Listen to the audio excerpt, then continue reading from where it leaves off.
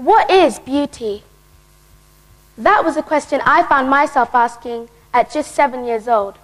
It all began in my old primary school. It was my first day of year 3 in a new school and in a new country. And to make matters worse, I was the only black person too. So it wasn't exactly the easiest start to a new school. But I would go to school feeling quite odd. I had much darker skin compared to everybody else's lighter skin. I had short curly hair, whereas all the others had long straight hair. I had near to black eyes, everybody else had brown or blue eyes, so I didn't exactly feel like I fitted in. But it wasn't all doom and gloom, because I met Jaleesa Barford, who became my best friend. She was relatively black, except she had a much lighter complexion and with brown hair. But knowing her made me feel a lot less different, and like I finally fitted in. But boy, was I wrong.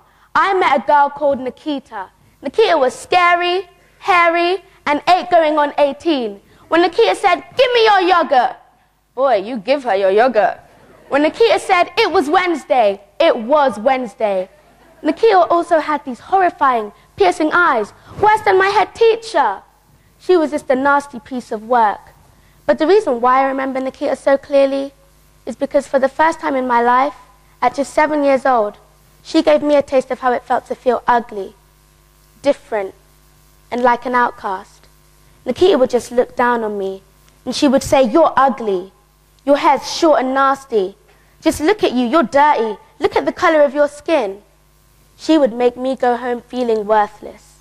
I remember one day when I went to my mum, and I said to her, "Mummy, am I ugly?"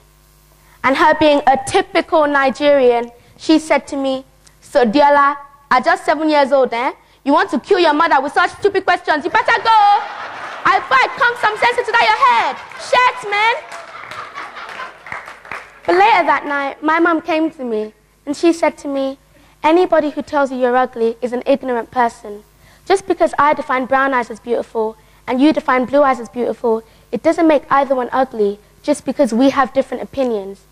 And with that, I realized I didn't care what Nikita thought about me, because my mum was right. So I told Nikita that, and I also said to her if she didn't leave me alone, I'd tattle to the teachers. And back in year 3, tattling's just like telling black people they can't eat no more chicken. That's not something to joke with.